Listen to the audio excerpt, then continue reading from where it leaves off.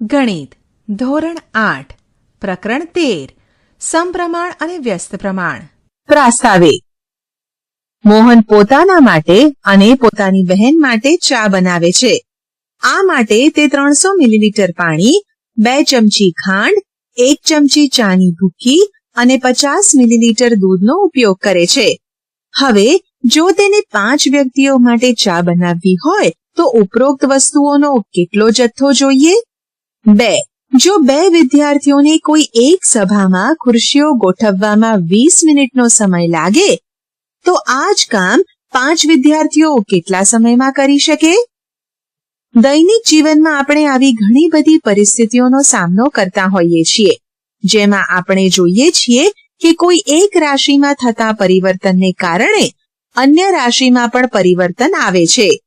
દાખલા તરીકે, 1. જો ખરીદેલી વસ્તુની સંખ્યામાં વધારો થાય તો તેની કુલ ખરીદ કિંમતમાં પણ વધારો થાય છે. 2. બેંકમાં વધારે રકમ જમા કરાવીએ તો વધારે વ્યાજ મેળવી શકાય. 3. જો વાહનની ઝડપમાં વધારો થાય તો અંતર કાપવા માટે લાગતા સમયમાં ઘટાડો થાય છે. 4. કોઈ એક કાર્ય માટે કારીગરની સંખ્યા વધે તો કાર્ય પૂરું કરવા લાગતો સમય ઘટે. ધ્યાન રાખો, અહીં એક રાશિમાં થતા પરિવર્તનને કારણે બીજી રાશિમાં પરિવર્તન થાય છે. મોહનને જોઈતી વસ્તુઓનો જથ્થો આપણે કેવી રીતે શોધીશું? અથવા 5 વિદ્યાર્થીઓ દ્વારા કાર્યને પૂરું કરવા માટે લાગતા સમયને કેવી રીતે શોધીશું? આ પ્રકારના પ્રશ્નોના જવાબ માટે આપણે ચલનના મહત્વના મુદ્દાઓનો અભ્યાસ કરીશું. સમપ્રમાણ. જો 1 કિલોગ્રામ ખાંડની કિંમત 36 રૂપિયા હોય તો 3 કિલોગ્રામ ખાંડની કિંમત કેટલી હશે? એ 108 રૂપિયા થાય. આ જ પ્રકારે આપણે 5 કિલોગ્રામ અને 8 કિલોગ્રામ ખાંડની કિંમત શોધી શકીશું. નીચેના કોષ્ટકનો અભ્યાસ કરો. ધ્યાન આપો, અહીં ખાંડના જથ્થામાં વધારો થતા તેની કિંમતમાં પણ એવી રીતે વધારો થાય છે કે જેથી તેનો ગુણોત્તર અચળ રહે. બીજું એક ઉદાહરણ લઈએ. ધારો કે એક કાર 60 કિલોમીટર અંતર કાપવા માટે 4 લીટર પેટ્રોલ વાપરે છે, તો 12 લીટર પેટ્રોલમાં તે કેટલું અંતર કાપશે? જવાબ 180 કિલોમીટર આવશે. આ અંતર કેવી રીતે શોધીશું? અહીં આપેલ પરિસ્થિતિમાં 12 લીટર પેટ્રોલ એટલે કે 4 લીટરનું 3 ગણું પેટ્રોલ વપરાય છે. તેથી કાપેલું અંતર 180 કિલોમીટર પણ 60 કિલોમીટરનું 3 ગણું થશે. એટલે કે પેટ્રોલનો વપરાશ 3 ગણો વધારો થાય તો કાપેલું અંતર પણ અગાઉના અંતર કરતાં 3 ગણું થશે. હવે ધારો કે પેટ્રોલનો વપરાશ x લીટર અને તેને અનુરૂપ કાપેલું અંતર y કિલોમીટર છે. હવે નીચેનું કોષ્ટક પૂર્ણ કરો. અહીં 4 લીટર પેટ્રોલમાં 60 કિલોમીટર અંતર કપાય છે, માટે 8 લીટર પેટ્રોલમાં 60ના બમણા 120 કિલોમીટર અંતર કપાશે. જ્યારે 12 લીટરમાં 60ના 3 ગણા 180 કિલોમીટર અંતર કપાય. આ રીતે બાકીની કિંમતો આપણે મેળવીશું. અહીં આપણે જોઈશું કે x ના મૂલ્યમાં વધારો થાય છે ત્યારે y ના મૂલ્યોમાં પણ એવી રીતે વધારો થાય છે કે જેથી ગુણોત્તર x/y માં કોઈ ફેરફાર ન થાય, એટલે કે તે અચળ રહે. ધારો કે આ સ્થિતિમાં અચળાંક 1/15 છે. 4/60 8/120 12/180 1/15. આમ આપણે કહી શકીએ કે જો x/y k અથવા xy ky હોય તો x એ y ના સમપ્રમાણમાં છે. આ ઉદાહરણમાં 4/60 12/180 છે, જ્યાં 4 અને 12 વપરાયેલા પેટ્રોલનો જથ્થો x લીટરમાં છે તથા 60 અને 180 એ કપાયેલ અંતર y કિલોમીટરમાં છે. આમ જો x અને y સમપ્રમાણમાં હોય તો આપણે x1/y1 x2/y2 લખી શકીએ. જ્યાં x ના મૂલ્યો x1 અને x2 ને અનુરૂપ y ના મૂલ્યો અનુક્રમે y1 અને y2 છે. પેટ્રોલનો વપરાશ અને કાર દ્વારા કપાયેલ અંતર એક સમપ્રમાણની સ્થિતિ બતાવે છે. આ જ પ્રમાણે કુલ ખર્ચેલ રકમ અને ખરીદેલ વસ્તુઓની સંખ્યા પણ સમપ્રમાણનું એક ઉદાહરણ છે. શરૂઆતના ઉદાહરણમાં 5 વ્યક્તિઓ માટે ચા બનાવવા માટે મોહન 750 મિલીલીટર પાણી, 5 ચમચી ખાંડ, 2.5 ચમચી ચાની ભૂકી અને 125 મિલીલીટર દૂધનો ઉપયોગ કરશે. ચાલો સમપ્રમાણના આ મુદ્દાને નીચેની પ્રવૃત્તિ દ્વારા સમજવાનો પ્રયત્ન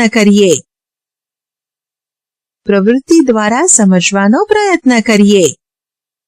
એક ઘડિયાળ લો અને તેના મિનિટ કાંટાને 12 પર ગોઠવો.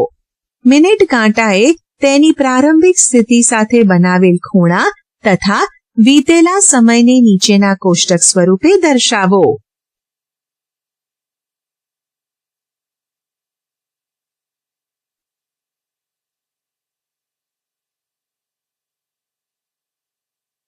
તમને ટી અને એ ના અવગણ દ્વારા શું જાણવા મળ્યું? શું બંનેમાં એક સાથે વધારો થાય છે? હા. શું T/A દરેક વખતે સમાન હોય છે? હા. શું મિનિટ કાંટાએ બનાવેલો ખૂણો વીતેલા સમયના સમપ્રમાણમાં છે? હા. ઉપરોક્ત કોષ્ટકમાં તમે જોઈ શકો છો કે T1:T2 = A1:A2 કારણ કે T1:T2 = 15:30 = 1:2. A1:A2 = 90:180 = 1:2. ચકાસો. T2:T3 = A2:A3 અને T3:T4 = A3:A4 થાય છે? હા. આમ એક સાથે વધતા અથવા ઘટતા ચલ હંમેશા સમપ્રમાણમાં જ હોય તે જરૂરી નથી. ઉદાહરણ તરીકે, એક સમયની સાથે મનુષ્યમાં શારીરિક ફેરફારો થાય છે, પરંતુ તે જરૂરી નથી કે તે પૂર્વ નિર્ધારિત ગુણોત્તરમાં જ હોય. 2 મનુષ્યના વજન અને ઊંચાઈમાં થતા ફેરફારો કોઈ નિશ્ચિત પ્રમાણમાં નથી હોતા. 3 કોઈ વૃક્ષની ઊંચાઈ અને તેની ડાળીઓ પર રહેલા પાનાની સંખ્યા વચ્ચે કોઈ સીધો સંબંધ નથી. ઉદાહરણ.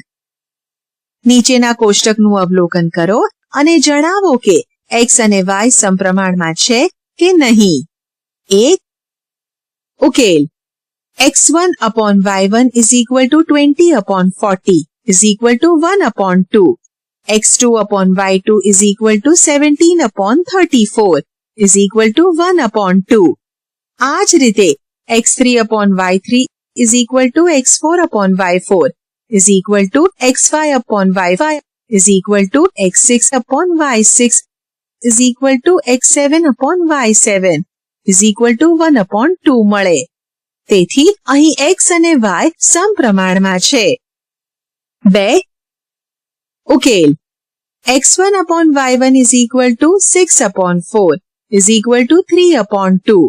x2/y2 = 10/8 5/4.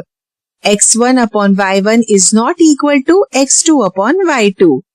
આમ અહીં x અને y સમપ્રમાણમાં નથી. 3. ઉકેલ.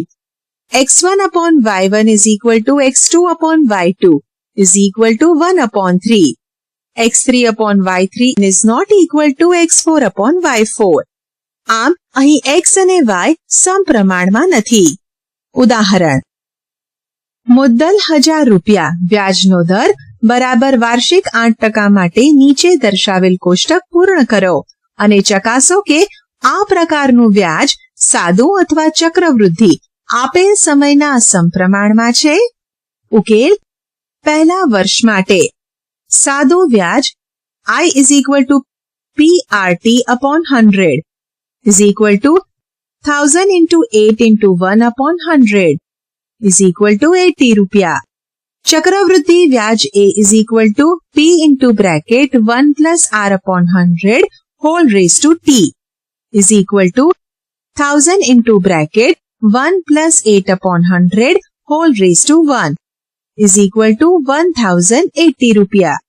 CI is equal to A minus P is equal to 1080 minus 1000 is equal to 80 rupiah. સાદું વ્યાજ આપેલ સમયના સમપ્રમાણમાં છે. બીજા વર્ષ માટે સાદું વ્યાજ I is equal to PRT upon 100 is equal to 1000 into 8 into 2 upon 100 is equal to 160 rupiah. ચક્રવૃદ્ધિ વ્યાજ A is equal to P into bracket 1 plus R upon 100 whole raised to 1 is equal to 1000 into bracket 1 plus 8 upon 100 whole raised to 2 is equal to 1000 into 108 upon 100 into 108 upon 100 is equal to 11,664 upon 10 is equal to 1,166.40 rupiah. CI is equal to A minus P is equal to 1,166.40 minus 1000 is equal to 166.40 rupiah.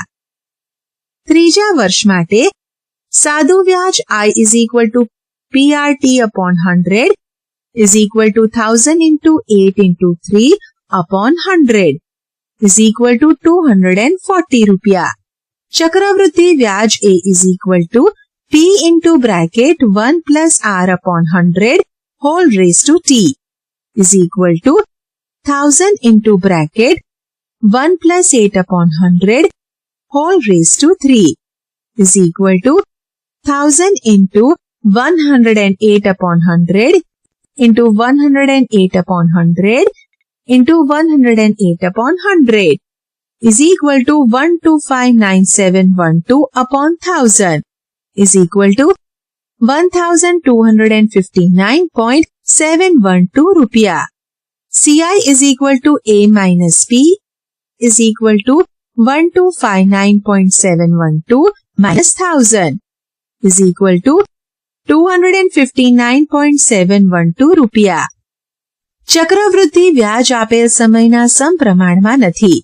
જો આપણે સમયગાળો તથા વ્યાજનો દર નિશ્ચિત રાખીએ તો સાદું વ્યાજ તેના મુદ્દલના સમપ્રમાણમાં હોય છે. શું આ જ સંબંધ ચક્રવૃદ્ધિ વ્યાજ માટે પણ સત્ય છે? હા. ચાલો હવે થોડા એવા ઉદાહરણોના ઉકેલ મેળવીએ જેમાં સમપ્રમાણના મુદ્દાનો ઉપયોગ થતો હોય. ઉદાહરણ: એક વિશેષ પ્રકારના 5 મીટર કાપડની કિંમત 210 રૂપિયા છે. તો આ પ્રકારના 2, 4, 10 અને 13 મીટર કાપડની માટે કોષ્ટક બનાવો. ઉકેલ: ધારો કે કાપડની લંબાઈ x મીટર છે અને તેની કિંમત y રૂપિયા છે. હવે જેમ કાપડની લંબાઈમાં વધારો થાય તેમ કાપડની કિંમત પણ તે જ ગુણોત્તરમાં વધે છે. આ એક સમપ્રમાણની સ્થિતિ છે. આપણે અહીં x1 upon y1 is equal to x2 upon y2 પ્રકારના સંબંધનો ઉપયોગ કરીએ. એક અહીં x1 is equal to 5, y1 is equal to 210 અને x2 is equal to 2, y2 is equal to કેટલા? માટે x1 upon y1 is equal to x2 upon y2. માટે 5 upon 210 is equal to 2 upon y2 અથવા 5y2 is equal to 2 into 210. y2 is equal to 2 into 210 upon 5 is equal to 84. 2. જો x3 is equal to 4 હોય તો 5 upon 210 is equal to 4 upon y3. માટે 5y3 is equal to 4 into 210. માટે y3 is equal to 4 into 210 upon 5 is equal to 168. અહીં x2 upon y2 is equal to x3 upon y3 નો પણ ઉપયોગ કરી શકીએ. 3. જો x4 is equal to 10 હોય તો 5 upon 210 is equal to 10 upon y4. માટે y4 is equal to 10 into 210 upon 5 is equal to 420. 4. જો x5 is equal to 13 હોય તો 5 upon 210 is equal to 13 upon y5. માટે y4 is equal to 13 into 210 upon 5 is equal to 546. ધ્યાન આપો, અહીં આપણે 5 upon 210 ની જગ્યાએ 2 upon 84 અથવા 4 upon 168 અથવા 10 upon 420 નો પણ ઉપયોગ કરી શકીએ. ઉદાહરણ: 14 મીટર ઊંચાઈ ધરાવતા વીજળીના એક થાંભલાના પડછાયાની લંબાઈ 10 મીટર છે. આ જ પરિસ્થિતિમાં એક વૃક્ષના પડછાયાની લંબાઈ 15 મીટર હોય તો વૃક્ષની ઊંચાઈ શોધો. ઉકેલ: ધારો કે વૃક્ષની ઊંચાઈ x મીટર છે. હવે નીચે પ્રમાણે કોષ્ટક બનાવતા ધ્યાન આપો, પદાર્થની ઊંચાઈ જેટલી વધારે તેટલી જ તેના પડછાયાની લંબાઈ વધારે હશે. આથી આ એક સમપ્રમાણની સ્થિતિ છે. અર્થાત x1 upon y1 is equal to x2 upon y2 લેતા આપણને 14 upon 10 is equal to x upon 15 મળે. માટે 14 upon 10 into 15 is equal to x. માટે 14 into 3 upon 2 is equal to x. માટે 21 is equal to x. આમ વૃક્ષની ઊંચાઈ 21 metre છે. આપણે x1 upon y1 is equal to x2 upon y2 ને x1 upon x2 is equal to y1 upon y2 તરીકે પણ દર્શાવી શકીએ. એટલે કે x1 જેમ x2 is equal to y1 જેમ y2. માટે 14 જેમ x is equal to 10 જેમ 15. માટે 10 into x is equal to 15 into 14. માટે x is equal to 15 into 14 upon 10 is equal to 21. ઉદાહરણ: જો 12 જાડા કાગળનું વજન 40 ગ્રામ હોય તો આ જ પ્રકારના કેટલા કાગળનું વજન 2.5 કિલોગ્રામ થાય?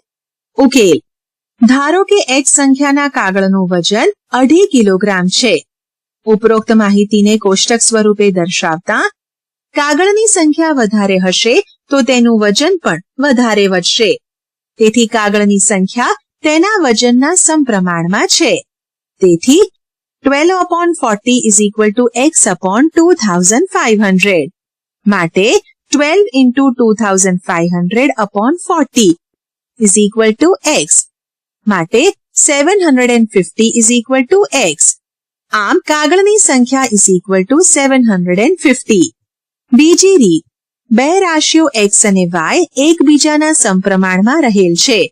તેથી x is equal to ky અથવા x upon y is equal to k. અહીં k is equal to કાગળની સંખ્યા upon કાગળનું ગ્રામમાં વજન is equal to 12 upon 40 is equal to 3 upon 10. હવે જો x સંખ્યામાં કાગળનું વજન 2.5 કિલોગ્રામ એટલે કે 2,500 ગ્રામ હોય તો x is equal to ky નો ઉપયોગ કરતા x is equal to 3 upon 10 into 2500 is equal to 750. આમ 750 કાગળનું વજન 2.5 કિલોગ્રામ હશે. ઉદાહરણ: એક રેલગાડી 75 કિલોમીટર પ્રતિ કલાકની ઝડપે ગતિ કરે છે તો 1 20 મિનિટમાં કેટલું અંતર કાપશે? 2 250 કિલોમીટર કાપવા માટે લાગતો સમય શોધો. ઉકેલ: ધારો કે રેલગાડીએ 20 મિનિટમાં કાપેલ અંતર x અને 250 કિલોમીટર માટે લાગતો સમય મિનિટમાં y છે. અહીં ઝડપ અચળ છે. તેથી કાપેલું અંતર સમયના સમપ્રમાણમાં હશે. 1 અહીં 75 upon 60 is equal to x upon 20. માટે 75 into 20 upon 60 is equal to x. માટે x is equal to 25. તેથી રેલગાડી 20 મિનિટમાં 25 કિલોમીટરનું અંતર કાપશે. 2 અને 75 upon 60 is equal to 250 upon y. માટે y is equal to 250 into 60 upon 75 is equal to 200 minute અથવા 3 કલાક અને 20 મિનિટ. આમ 250 કિલોમીટર અંતર કાપતા લાગતો સમય 3 કલાક અને 20 મિનિટ છે. વૈકલ્પિક રીતે જો તમે x જાણતા હો તો x upon 20 is equal to 250/y પરથી તમે y ને શોધી શકો છો. તમે જાણો છો કે ભૌગોલિક નકશા એક મોટા પ્રદેશનું લઘુ સ્વરૂપ છે. નકશાના નીચેના ભાગમાં પ્રમાણમાપ એટલે કે સ્કેલ આપેલ હોય છે.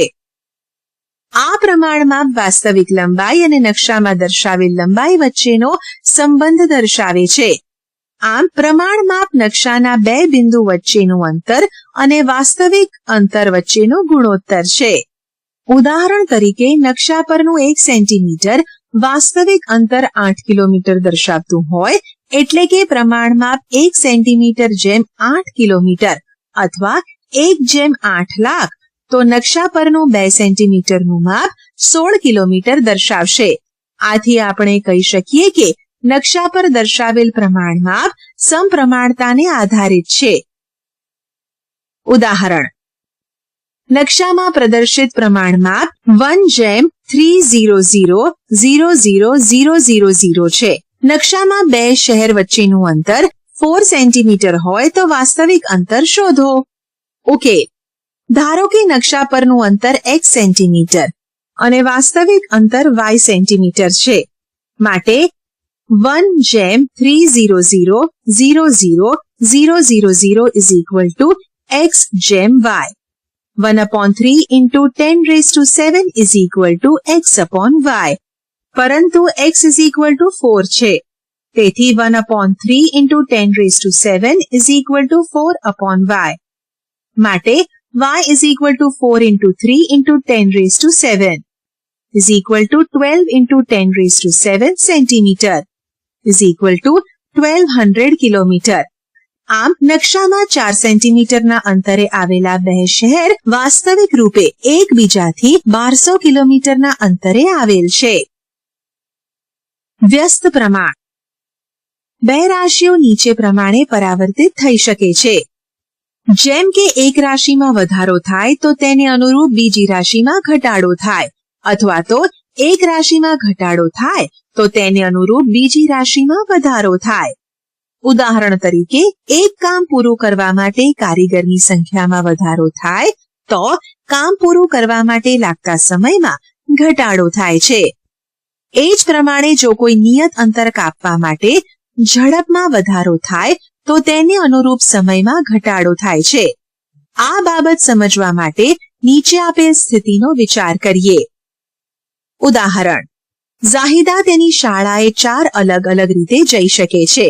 ચાલીને, દોડીને, સાયકલ ઉપર અથવા કારમાં. હવે નીચેના કોષ્ટકનો અભ્યાસ કરો.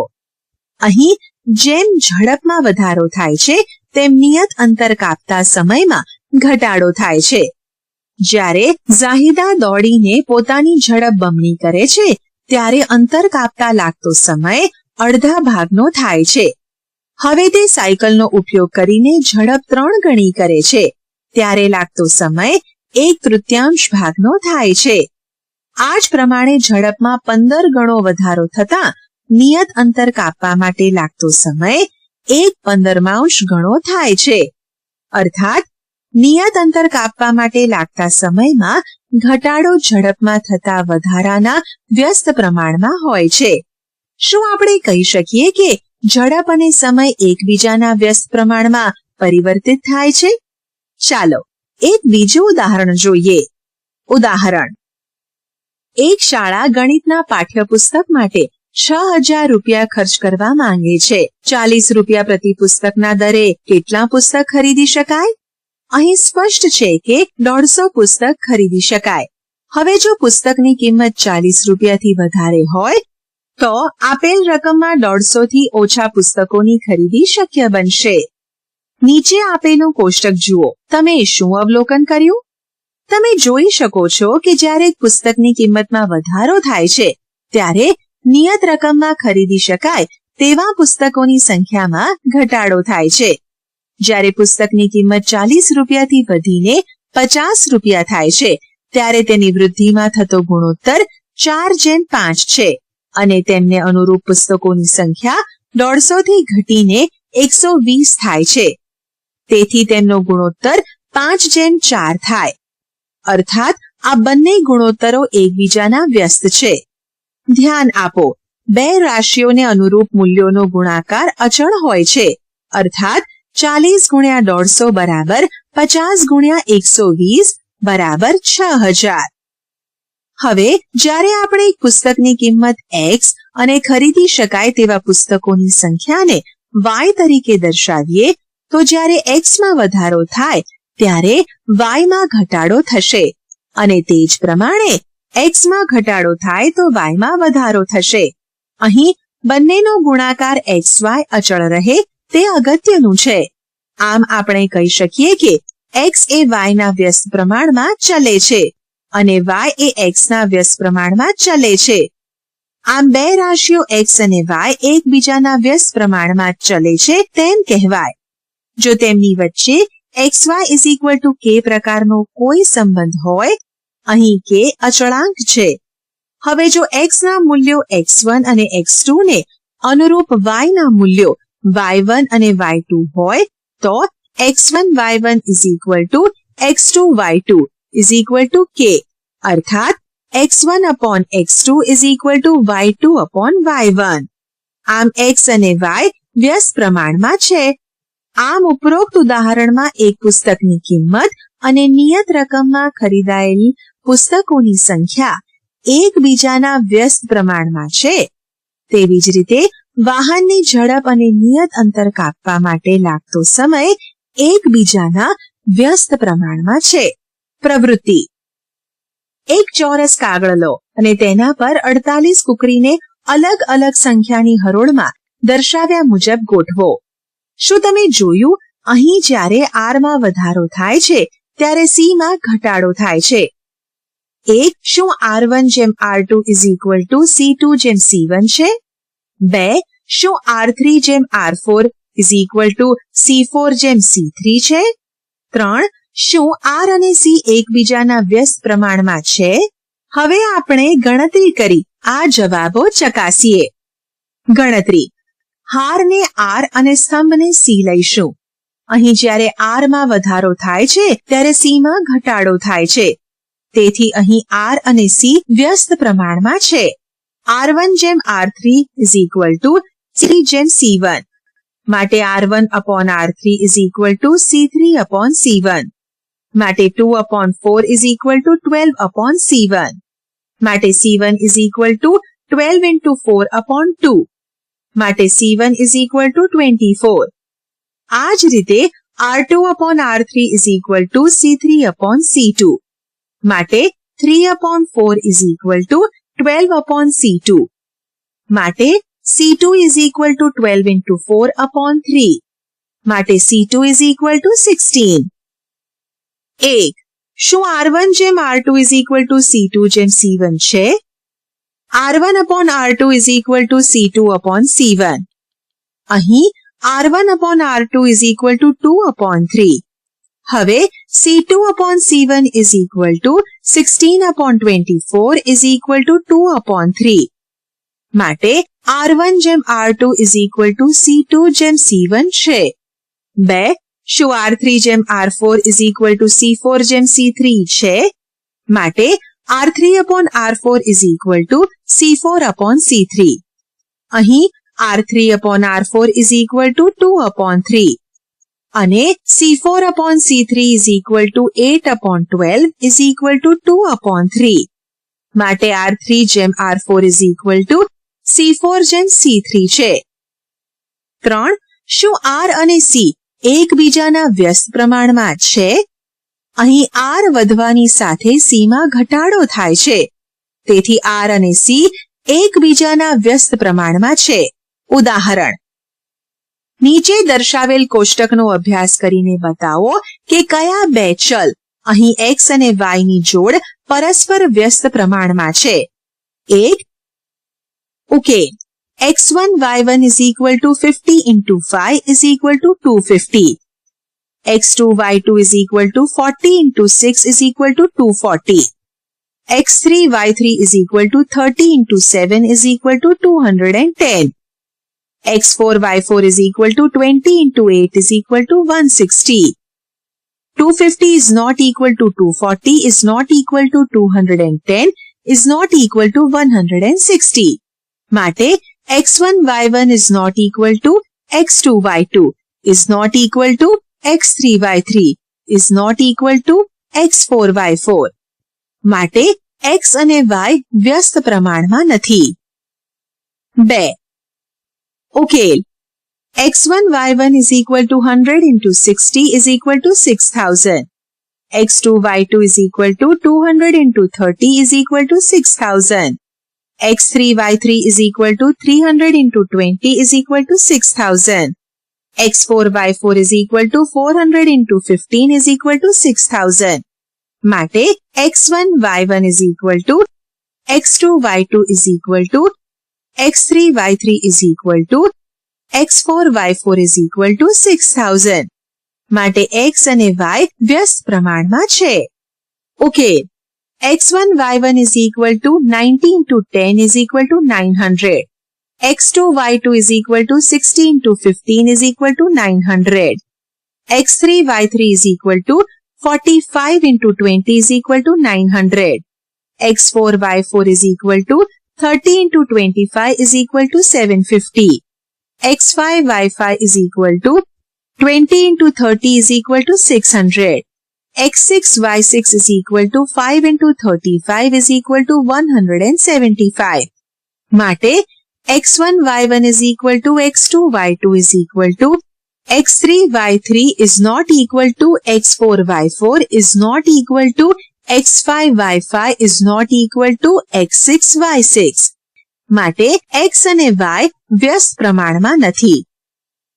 જ્યારે બે રાશિઓ x અને y સમપ્રમાણમાં અથવા સમચલનમાં હોય તો તેને x into y લખી શકાય. જ્યારે બે રાશિઓ x અને y વ્યસ્ત પ્રમાણમાં અથવા વ્યસ્ત ચલનમાં હોય તો તેને x infinity 1/y લખી શકાય. હવે થોડાક એવા ઉદાહરણ જોઈએ જેમાં વ્યસ્ત પ્રમાણનો ઉપયોગ થતો હોય. ઉદાહરણ. એક ટાંકીને 1 કલાક અને 20 મિનિટમાં ભરવા માટે 6 પાઇપનો ઉપયોગ કરવો પડે છે. હવે જો ફક્ત 5 પાઇપનો ઉપયોગ કરીએ તો ટાંકીને ભરતા કેટલો સમય લાગે? ઉકેલ. ધારો કે ટાંકીને ભરવા માટે લાગતો સમય x મિનિટ છે. તેથી આપેલ કોષ્ટક પ્રમાણે પાઇપની સંખ્યા જેટલી ઓછી પાઇપને ભરવામાં લાગતો સમય એટલો જ વધારે. અર્થાત આ વ્યસ્ત પ્રમાણની સ્થિતિ છે. માટે 80 into 6 is equal to x into 5. x1 y1 is equal to x2 y2. માટે 80 into 6 upon 5 is equal to x. માટે x is equal to 96. આમ 5 પાઇપ વડે ટાંકીને ભરાતા લાગતો સમય 96 મિનિટ એટલે કે 1 કલાક અને 36 મિનિટ થાય. ઉદાહરણ. એક છાત્રાલયમાં 100 વિદ્યાર્થીઓ છે. 20 દિવસ ચાલે તેટલી ભોજન સામગ્રી પડેલ છે. હવે જો 25 વિદ્યાર્થીઓ નવા આવે તો ભોજન સામગ્રી કેટલા દિવસ ચાલશે? ઉકેલ. જો 125 વિદ્યાર્થીઓ હોય તો ભોજન સામગ્રી y દિવસ સુધી ચાલશે. આપણી પાસે નીચે પ્રમાણેનું કોષ્ટક છે. ધ્યાન આપો. અહીં જેમ વિદ્યાર્થીઓની સંખ્યા વધશે તેમ સામગ્રી ખલાસ થવા માટેના દિવસો ઘટશે. આથી આ વ્યસ્ત પ્રમાણની સ્થિતિ છે. તેથી 100 into 20 is equal to 125 into y. માટે 100 into 20 upon 125 is equal to y. માટે y is equal to 16. આમ જો 25 વિદ્યાર્થી જોડાય તો ભોજન સામગ્રી 16 દિવસ ચાલશે. બીજી રીત. અહીં x1 y1 is equal to x2 y2 ને x1 upon x2 is equal to y2 upon y1 તરીકે પણ લખી શકાય. અર્થાત x1 જેમ x2 is equal to y2 જેમ y1. માટે 100 જેમ 125 is equal to y2 જેમ 20. માટે y2 is equal to y is equal to 100 into 20 upon 125 is equal to 16. ઉદાહરણ. જો 15 કારીગર એક દિવાલ 48 કલાકમાં બનાવી શકે તો આ જ કામને 30 કલાકમાં પૂરું કરવા માટે કેટલા કારીગર જોઈએ? ઉકેલ. ધારો કે 30 કલાકમાં કામ પૂરું કરવા માટે જરૂરી કારીગરોની સંખ્યા y છે. તેથી આપણને નીચે પ્રમાણે કોષ્ટક મળે. અહીં વધારે કારીગર હોય તો દિવાલ બનાવવા ઓછો સમય લાગે. આમ આ એક વ્યસ્ત પ્રમાણની સ્થિતિ છે. માટે 48 into 15 is equal to 30 into y. માટે 48 into 15 upon 30 is equal to y. માટે y is equal to 24. અર્થાત આ કામને 30 કલાકમાં પૂરું કરવા માટે 24 કારીગરની જરૂર પડે. આપણે શી ચર્ચા કરી? 1. જો બે રાશિ x અને y એકસાથે એવી રીતે વધે કે ઘટે કે જેથી તેમના અનુરૂપ મૂલ્યોનો ગુણોત્તર અચળ રહે તો તે સમપ્રમાણમાં છે તેમ કહેવાય. એટલે કે જો x upon y is equal to k હોય તો k કોઈ ધન સંખ્યા છે, x અને y ના સમપ્રમાણમાં છે તેમ કહેવાય. આ સ્થિતિમાં x ના મૂલ્યો x1 અને x2 ને અનુરૂપ y ના ક્રમિક મૂલ્યો y1 અને y2 હોય તો x1 upon y1 is equal to x2 upon y2 થાય. બે રાશિ x અને y માટે જો રાશિ x માં થતો વધારો કે ઘટાડો રાશિ y માં એવી રીતે ઘટાડો કે વધારો કરે કે જેથી તેમના અનુરૂપ મૂલ્યોના ગુણાકાર અચળ રહે તો તેઓ એકબીજાના વ્યસ્ત પ્રમાણમાં છે તેમ કહેવાય. એટલે કે જો xy is equal to k હોય તો x અને y પરસ્પર વ્યસ્ત પ્રમાણમાં છે. આ સ્થિતિમાં x ના મૂલ્યો x1 અને x2 ને અનુરૂપ y ના ક્રમિક મૂલ્યો y1 અને y2 હોય તો x1 y1 is equal to x2 y2 અથવા x1 upon x2 is equal to y2 upon y1 થાય. આશા છે કે તમને આ ઈ લર્નિંગ મોડ્યુલમાં મજા આવી હશે. આભાર.